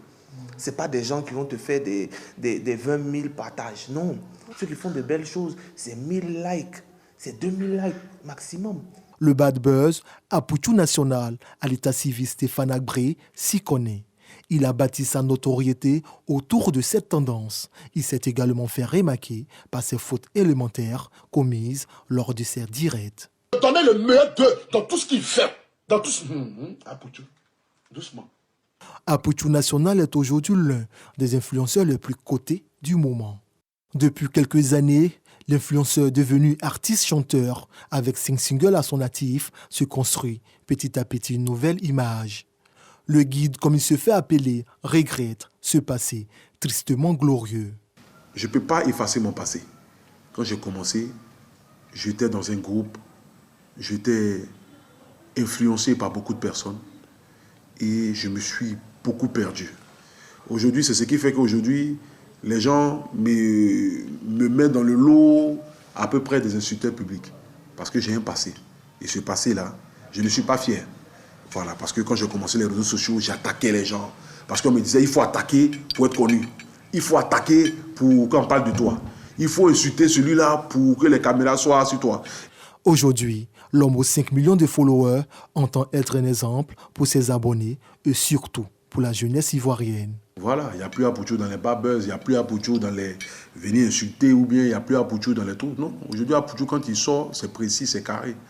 C'est tout un travail, c'est une organisation. Aujourd'hui, j'ai toute une équipe, j'ai un staff.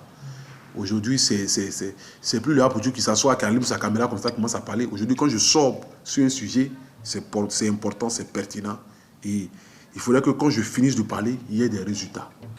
Bon comme mauvais, les messages de ces stars du net ont un écho retentissant dans la société. Ici, à l'université Félix Houphouët-Boigny, leurs prestations font débat.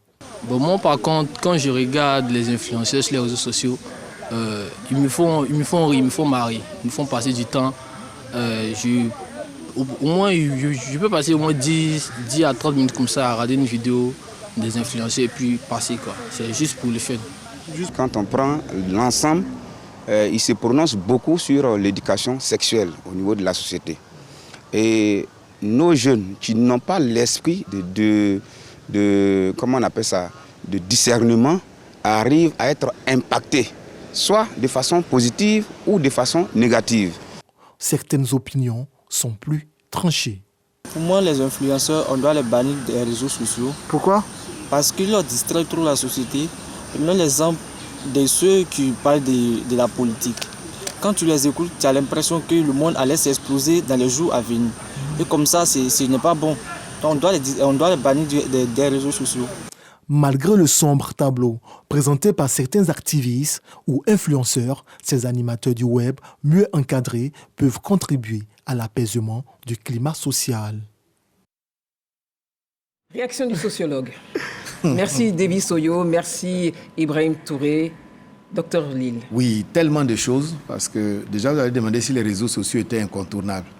Comparé à certains dégâts, ils ne sont pas incontournables. Parce que quand on regarde les dégâts que ça produit dans la société, autant prendre le taureau par les cornes. Oui. Déjà dans les pays en Scandinavie, ils sont en train de travailler énormément là-dessus. Ceux même qui ont créé les réseaux sociaux sont les premiers à mettre leurs enfants dans des écoles aujourd'hui où c'est zéro réseau social. Donc, des gens ont déjà compris ce qui se passe, les enjeux. Vous avez raison, vous parlez des années 2000, 2010. Effectivement, c'est assez ancré, mais regardons les dégâts. Quand nous regardons les dégâts que cela produit sur la vie des gens, même par rapport même à leur future carrière, profession, vraiment, il y a tellement de choses que tout ce qui a été dit est vrai, c'est du vécu. Oui. C'est ça qui est bien avec les réseaux sociaux, parce que chacun... C'est la VAR. Là où le VAR, c'est selon. La VAR ou le VAR, c'est selon. Ça les rattrape, en fait. Oui, voilà. De telle sorte qu'il y a une chose qu'il faut quand même souligner ici, c'est que à un moment donné, il y a vraiment de quoi faire positivement, utilement pour ces réseaux sociaux, mais la plupart du temps, comme ils ont dit, ça vient de très loin. Parce qu'on dit l'information, il faut toujours aller vers le tragique. Voilà pourquoi dans toutes les écoles de communication, moi je combats ça, mais quand on dit la vieille a mordu un chien, ça fait le buzz, mais quand on dit, à l'époque on parlait de scoop, on parlait de... Mais donc les gens vont toujours rechercher, et ils l'ont dit, quand tu donnes une information telle qu'il y a une petite fille de Côte d'Ivoire qui allait faire une dictée au Canada, personne ne relaie, alors que c'est ça les vraies valeurs. Mais une anti-valeur telle que quelqu'un a violé, etc., automatiquement tout le monde... je ne sais pas si c'est s'approprier ou bien si c'est du voyeurisme, on ne sait même pas ce que c'est. Les bas instincts sont vite servis. Alors que tout ce qui peut élever l'esprit, emmener les gens vers la vertu, la noblesse, on a l'impression que c'est ringard, c'est dépassé, c'est vraiment hors temps. Et vraiment, il y a beaucoup de choses qui ont été dites. Mais ce n'est pas la faute des réseaux sociaux ni des influenceurs.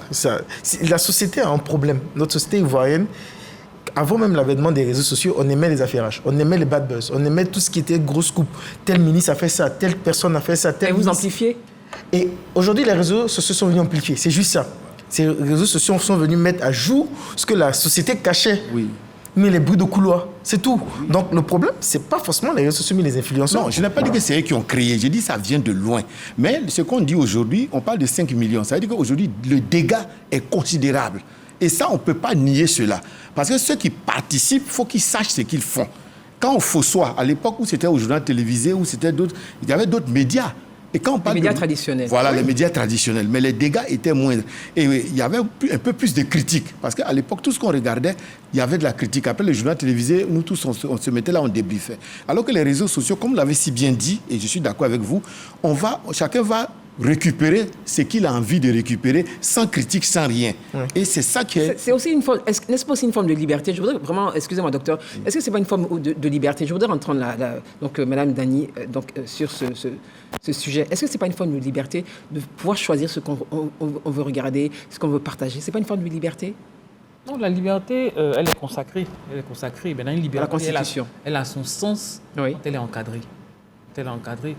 On se rend compte que c'est vrai, ça existait avant les scoops et tout ça. Mais aujourd'hui, les réseaux sociaux ont amplifié les choses. Oui. Et l'impact, c'est trop fort parce que je veux dire, les dégâts sont énormes. Et c'est pour ça qu'il faut qu'on regarde. Et puis ce qui se passe avec les réseaux sociaux, c'est l'âge aussi. Par exemple, vous et moi, nous sommes libres. Tout ce que nous allons consommer, nous allons répondre, nous allons assumer. Mais aujourd'hui, avec les réseaux sociaux, c'est à n'importe quel âge. Vous voyez, les films, on prend la peine de mettre moins de 10 ans, etc. Mais avec les réseaux sociaux, vous ne savez même pas qui est exposé à quoi. Alors justement, je voudrais entendre Mme Doumbia, justement. Vous dites que qui est exposé à quoi? 75% de la population a moins de 35 ans. On se rend compte également qu'il y a une grande partie des jeunes, des moins de 35 ans, qui est sur les réseaux. Madame Doumbia, justement, votre commentaire par rapport à ce qui a été vu et ce dont nous sommes en train là, de débattre. L'éducation des jeunes, le choix. L'éducation des jeunes, lorsque j'y pense, je suis attristée parce que c'est nous-mêmes. La communauté, comme il le disait, cela n'est pas né d'aujourd'hui. Hein. C'est-à-dire, souvent, la mère elle-même, elle partage ou bien elle appelle son fils de 12 ans pour dire « Viens regarder ». Pourtant, elle oublie qu'elle est la première éducatrice de l'enfant. Et lorsqu'elle est présente à l'enfant se dit c'est normal. Donc, ils rentrent dans la normalisation. Même quand, avant, les enfants, lorsqu'ils regardaient des publications violentes, ils avaient peur. Mais maintenant, ils aiment où il y a les tragédies. Mais ils ont vu ça où? Les enfants ont vu où? C'est les parents. Ils ont vu chez leurs parents. Alors, en tout cas, l'État, ça, c'est... Non, allez-y, oui. Justement, face à tout ça, qu'est-ce que l'État a bien vu, pris la pleine mesure de la situation et a fait donc un projet de loi qui finalement aujourd'hui a été adopté et qui est en vigueur. Est-ce que vous avez, avant justement de prendre cette loi, est-ce que vous aviez eu une discussion avec justement les influenceurs, les activistes et aussi on va ajouter les blogueurs puisque c'est dans cette loi? Est-ce qu'il y a eu une concertation ou une discussion avec... Non, pas de concertation, mais... Une discussion. Discussion, des échanges informels, informels, déjà pour comprendre l'activité et pour pouvoir définir tout ça aussi. Donc, voilà, on a fait quand même quelques contacts, voilà, et puis bon, nous on donne des avis en tant qu'autorité de régulation, mais c'est le gouvernement qui endosse la loi, c'est l'Assemblée nationale qui, in fine, va adopter. Et donc, par exemple, le quantum qui a été décidé, ça, c'est le législateur qui a décidé 25 000 abonnés. Alors, justement, là, parce qu'il y a beaucoup de discussions, quand on arrive à 25 000 abonnés, qu'est-ce que cela veut dire pour ceux qui nous regardent? Alors, pour le législateur, quand vous atteignez ce quota, on parle maintenant de médias sociaux finalement. Parce que c'est quoi la communication audiovisuelle? C'est une communication au public. Oui.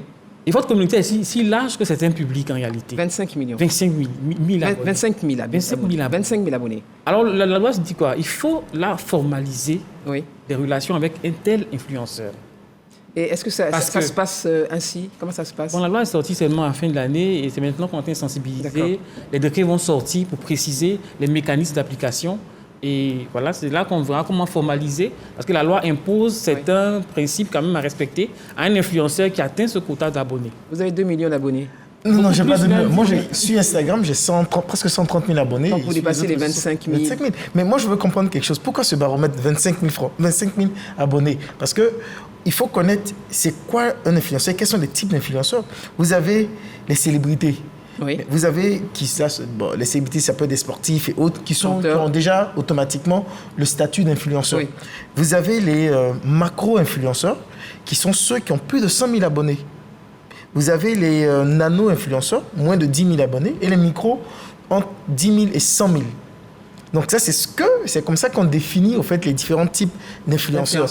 Non, lorsque vous avez 25 000 abonnés et vous êtes soumis maintenant aujourd'hui à une réglementation ivoirienne, moi je ne sais pas sur quelle base on se place pour donner ce nombre-là. Parce qu'en réalité, ce n'est pas le nombre d'abonnés qui détermine l'influence d'un influenceur.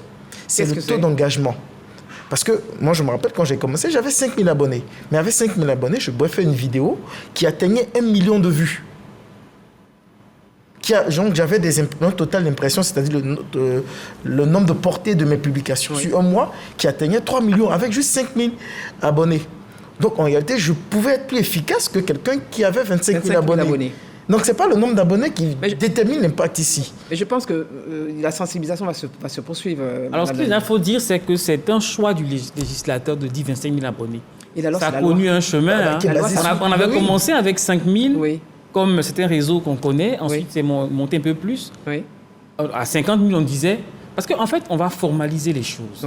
Parce qu'il faut comprendre que la HACA est compétente pour réguler et maintenir un équilibre dans tout le secteur. C'est une question de responsabilité. Voilà. Mais nous, on dit quand c'est 25 000 abonnés, alors pour nous, ce n'est plus de la correspondance privée. Et le peut vous lire le test. Ça ne veut pas dire qu'on ne régule pas tout le reste. Si vous avez un contenu avec 5 000, mais vous faites des partages qui montent à 500 000, mais nous, on va vous épingler. Je veux dire ça en griffe, quoi. Voilà, donc je veux dire, aujourd'hui, on ne peut pas laisser cette licence-là. Laisser faire des choses. On a des enfants, des jeunes publics qui sont en train de former leurs valeurs morales, qui sont en construction. On ne peut pas laisser faire n'importe quoi sur la toile. Vous avez ressenti le danger? La loi a dit, je vais vous lire ça, l'article 20 bis. C'est important parce qu'on nous regarde. Oui. Allez-y, madame. Je vais vous lire ça. La diffusion du contenu audiovisuel de tout site de blogueurs, d'activistes ou d'influenceurs disposant de 25 000 abonnés en ligne n'a pas le caractère de correspondance privée et est par conséquent soumis au respect des principes généraux de la communication. En fait, quand vous avez 25 000, vous n'êtes plus dans une communauté restreinte. Pour nous, c'est ça. Vous n'êtes plus dans la correspondance privée. Vous communiquez au public. Et donc, on doit formaliser quelque chose avec vous. Et vous devez respecter un minimum d'obligations des principes généraux de communication. Voilà. Madame Doumbia, vous comprenez? Oui, je Mais si vous avez 5 000 abonnés oui. et que vous partagez beaucoup plus, je veux dire, les mécanismes vont pouvoir être pris avec les décrets et vous verrez que... donc... Je voudrais entendre Mme Doumbia. Je comprends, hein, mais j'aurais voulu, comme il a dit, ne sous-estime pas les autres au fait. Parce que lorsque vous dites 25 000, et moi je ne suis pas dans les 25 000, je suis libre, hein, je me dis, voilà, je suis libre de faire toujours de poste sans être puni. Non, vous pouvez... Non, je veux dire, ce que je dis, c'est que les 25 000, c'est le critère pour formaliser avec vous. Il y a une base, en fait, il y a un formaliser. chiffre. Formaliser. Il y a un chiffre. Qu'est-ce que vous entendez par formaliser? Non, on va faire un cahier des charges à minima. Alors, non, oui, alors moi j'aimerais bien... Parce qu'on ne peut pas entretenir, on parle d'abonnés, pas de vues.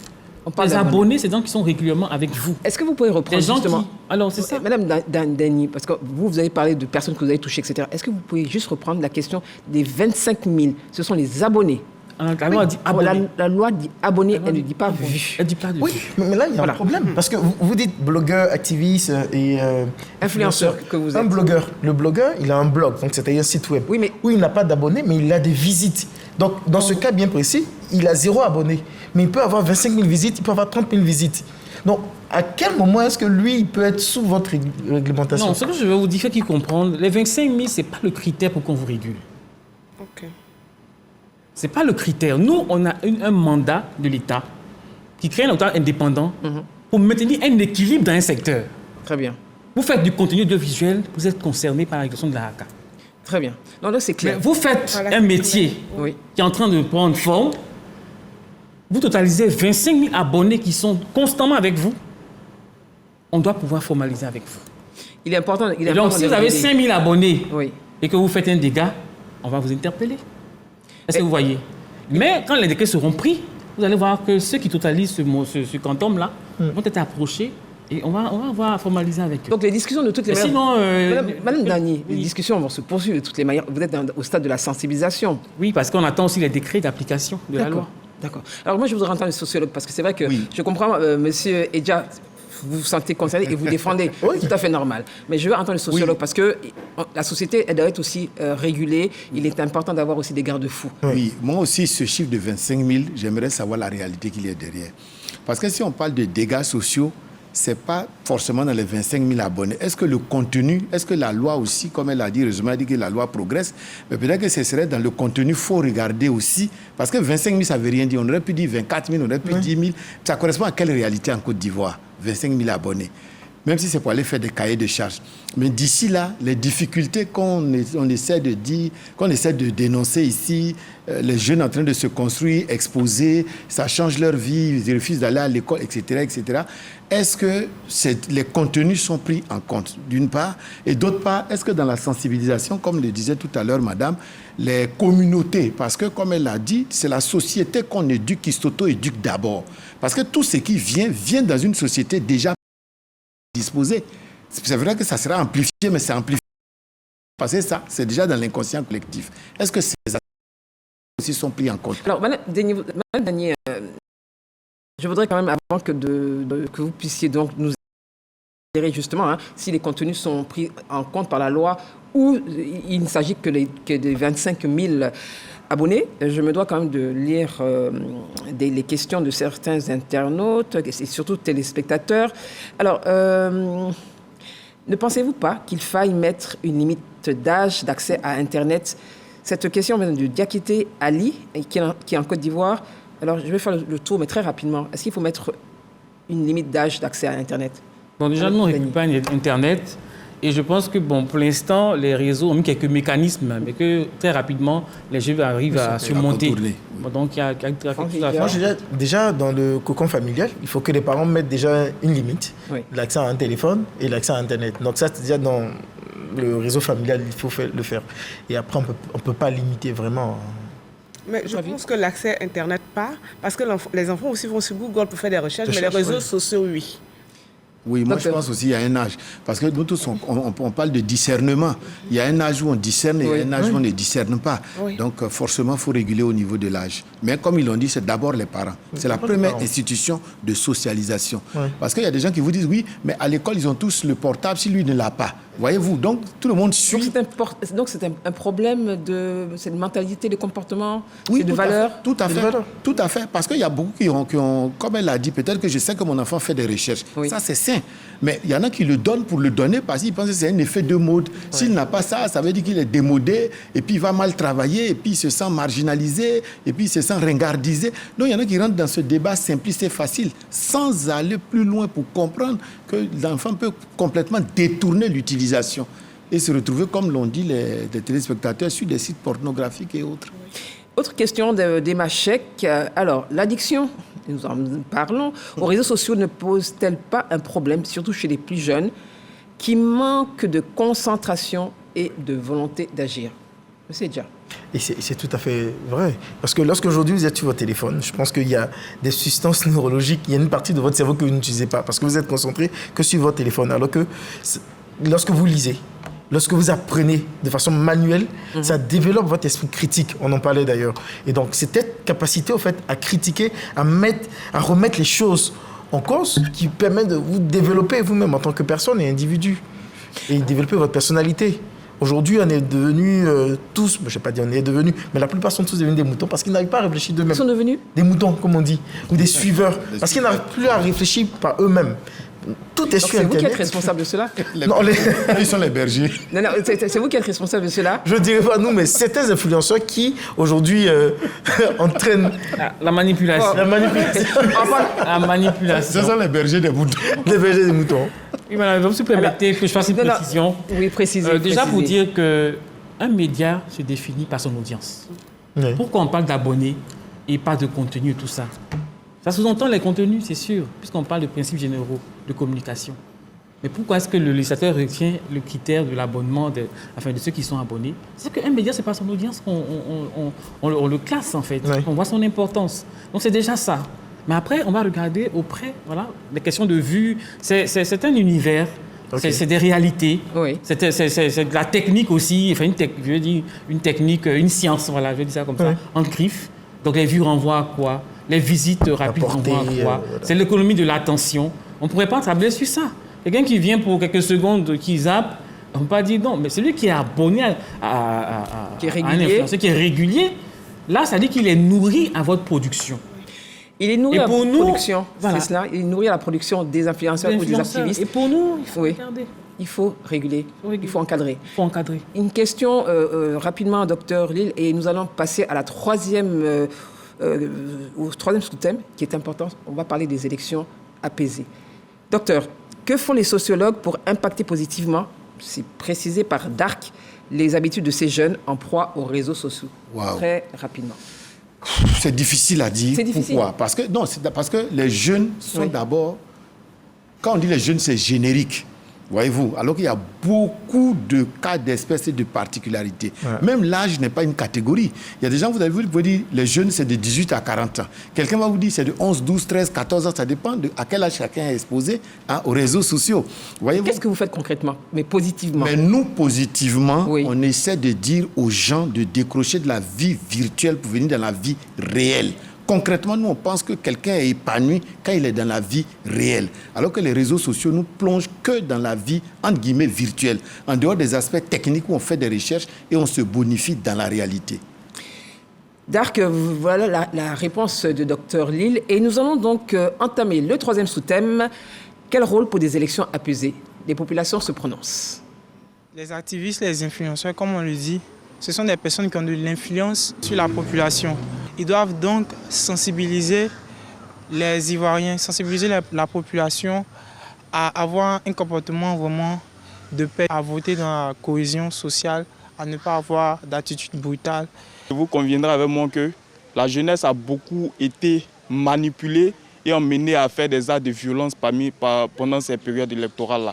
Donc ces influenceurs, ils peuvent jouer ce rôle de sensibilisation sur les différentes pages, émettre des messages d'apaisement, émettre des messages de pacification, émettre des messages pour dire aux jeunes qu'ils doivent en aucun cas s'adonner à la violence ou bien suivre un politicien pour pouvoir vraiment permettre à ce que ces élections ne se passent pas dans les conditions meilleures. Vu que ces derniers-là ont beaucoup d'abonnés sur les réseaux sociaux, donc à travers leur influence en ce moment, donner des conseils aux jeunes, leur dire la voie à suivre, ce qu'ils doivent faire, ce qu'ils ne doivent pas faire, pour éviter les tensions et puis pour ne pas revivre ce que nous avons vécu en 2010. Ne doit pas prendre parti pendant ces élections, pendant toutes ces organisations.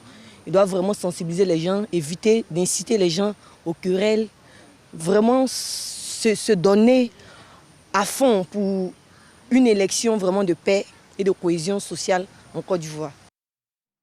Élection de paix, de cohésion sociale en Côte d'Ivoire, vous êtes interpellé, influenceur, activiste. Quelle est votre réaction par rapport au rôle que vous pourriez jouer? D'accord. Donc, bon, j'ai un avis un peu mitigé, j'ai plusieurs points. D'abord, un influenceur n'est pas garant de la morale de la société. C'est-à-dire, il n'est pas obligé de suivre les règles que la société aimerait qu'il suive. Pourquoi? Parce que c'est un individu, il a sa propre perception des choses, il a ses propres, il a ses propres envies, il a ses propres valeurs. Un influenceur, il vit en vase clos? Non, il vit dans la société. Mais justement, est-ce qu'une... Ma question, elle importe, j'insiste, excusez-moi Franck, est-ce qu'un influenceur il vit en vase clos? Il vit ailleurs, il vit en autarcie? Au sein de la société. D'accord. Elle a des règles? Elle a des règles. D'accord. Mais il n'en est pas le garant. Donc on ne lui donne pas cette responsabilité. C'est pas à lui d'éduquer les enfants. C'est pas à lui aussi de montrer la bonne marche à suivre. Ça c'est un point. Mais il faut. Je crois que Mme Doumbia a envie de réagir. J'arrive. Mais faites. Non, allez-y. Ce qui est intéressant. Allez-y rapidement. S'il vous plaît. De la même manière, il n'est pas garant de la morale.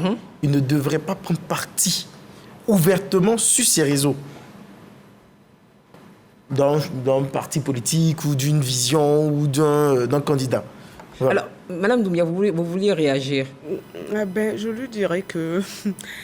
Je prendrai un exemple. Il y a Hugo Boss, je ne sais pas si vous le connaissez. Pas de marque ici, s'il vous plaît. Non, ce n'est pas une marque. Sinon, c'est le nom, mais c'est le nom. C'est le nom de quelqu'un qui s'est fait appeler Hugo Boss. Ah, il faut préciser. D'accord. Il est actif chanteur et il est activiste et influenceur. Il lève des fonds pour construire des établissements dans les communautés, dans les villages. Lorsque vous dites ça en tant qu'influenceur, au début, vous pouvez vouloir avoir de l'audience. Mais après, il faut penser à éduquer les communautés. Parce qu'il ne faut pas être influenceur pour être influenceur. Mais après vous, 5 ans, 10 ans, qu'est-ce que vous retenez? Quel est l'impact réel que vous avez eu sur toutes ces communautés-là? Moi, je voudrais faire réagir le sociologue Franck, parce que ce n'est pas un dialogue entre tous les deux, activistes et influenceurs. Après, je vais vraiment prendre l'avis de l'ACA. Alors, est-ce qu'un influenceur ou un activiste n'a pas même si ce n'est pas sa responsabilité première, est-ce que ce qu'il dit ne peut pas être important pour soit une paix ou bien, entre guillemets, des troubles? Ce qu'il dit, est-ce que ce n'est pas une responsabilité qu'il a? Moi, je pense qu'ici, le sociologue est interpellé parce que une société sans règles n'est pas une société et en même temps, on ne peut pas vivre en dehors de la société. De telle sorte que, quand on parle de la notion de bon citoyen, il y a une notion d'exemplarité. Et je pense, ça m'étonne parce qu'ils disent qu'ils ont une éthique, ils ont une charte, ils ont une déontologie. Mais je pense que la première annonce de cette éthique-là, ça doit être d'abord d'être un bon citoyen qui respecte les règles, qui éduque, qui est responsable, qui sait les dégâts ou les bienfaits que cela peut faire. De telle sorte que nous tous, nous sommes impliqués dans cette affaire-là. C'est-à-dire que c'est vrai que chacun a ses envies, chacun a ses passions, chacun a ses capacités, ses expertises. Chacun a envie, comme l'a dit là, que c'est un métier, pourquoi pas. Mais la première responsabilité, elle va demeurer dans l'harmonie sociale, dans la paix sociale. Et là, blogueur ou pas, activiste ou pas, nous sommes tous interpellés. Madame Denis, alors dans ce cas de figure justement, on parle d'élections apaisées avec, on l'a connu par le passé, il y a eu des messages de haine, intolérants, des fake news, de la manipulation, etc. Qu'est-ce que la ACA, sans anticiper, parce qu'il y a déjà eu d'autres élections, qu'est-ce que vous prévoyez pour encadrer justement cette période sensible? D'accord, il y a un équivoque. Ce n'est pas l'influenceur d'éduquer. Je ne dirais pas ça. Parce qu'à part l'influenceur de ne pas éduquer. Parce qu'on éduque, vous ne venez pas détruire. Donc, ne dites pas que vous n'éduquez pas. Vous devez éduquer. Vous éduquez, même sans le vouloir.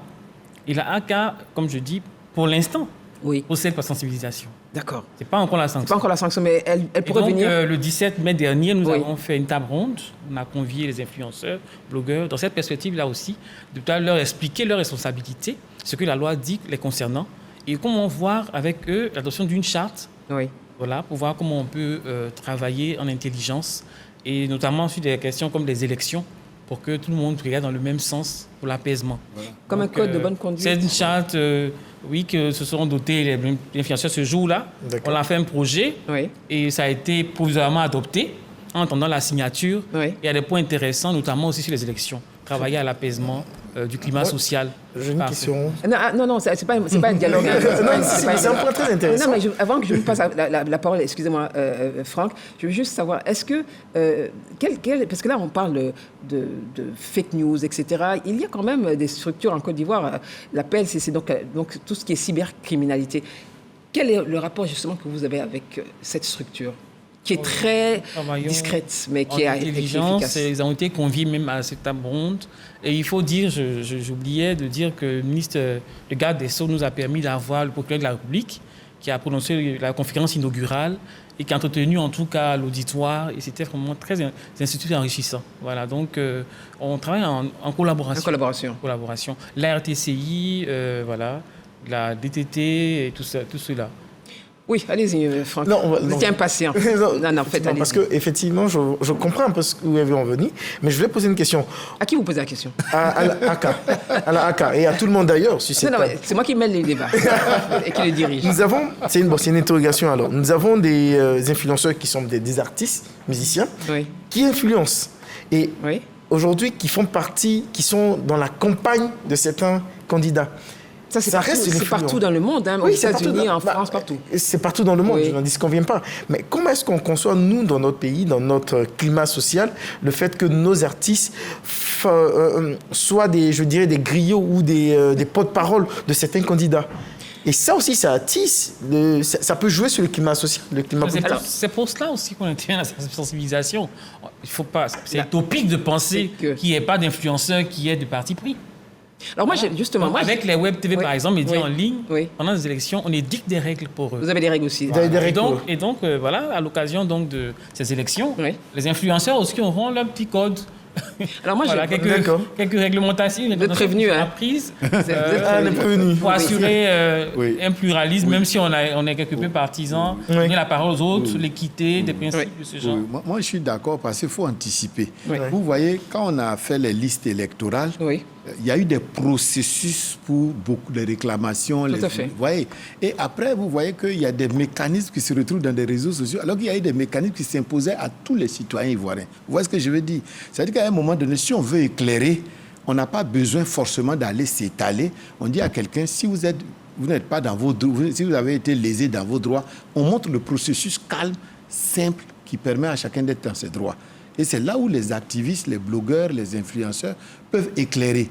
Mais comme elle a dit, c'est difficile que les partis pris ne soient pas derrière. On va avoir l'impression qu'on est venu dénoncer une injustice, alors qu'il y avait un processus administratif clair qui permettait à tout un chacun que nous sommes en Côte d'Ivoire de faire valoir nos droits. Moi, j'ai une question à tous les quatre.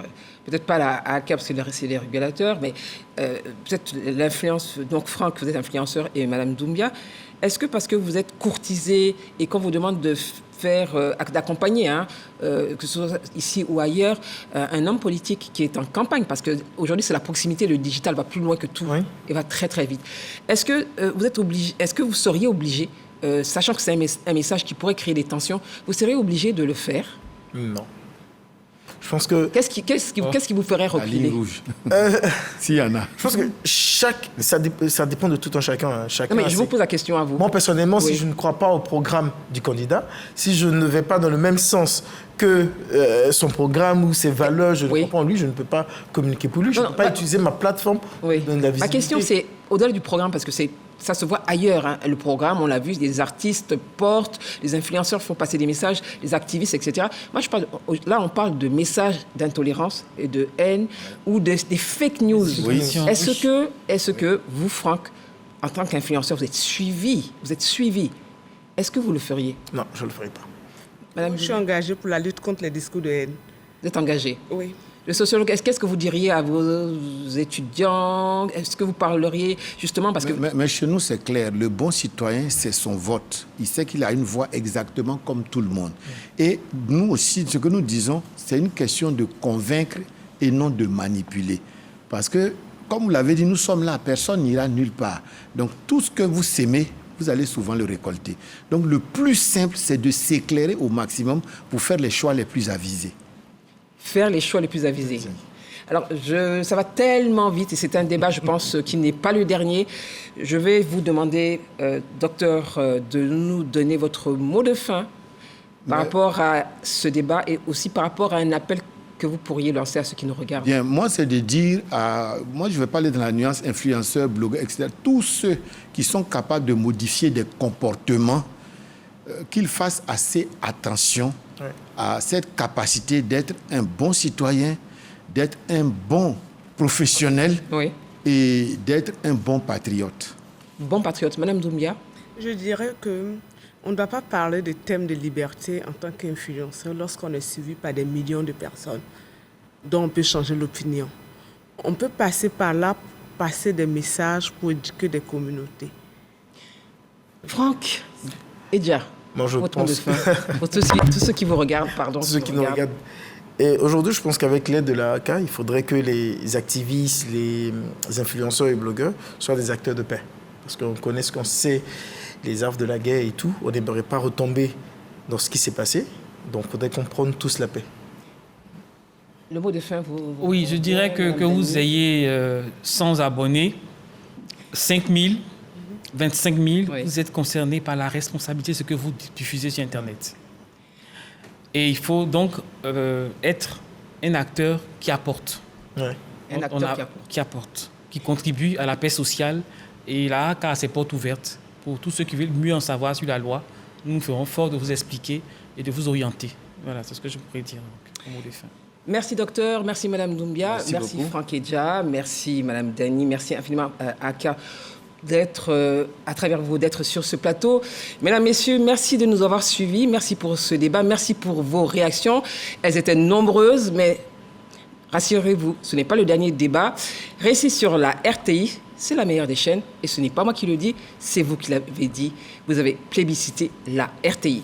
Merci à la DMI, merci à toutes les équipes techniques et rédactionnelles. À très bientôt. Bonsoir.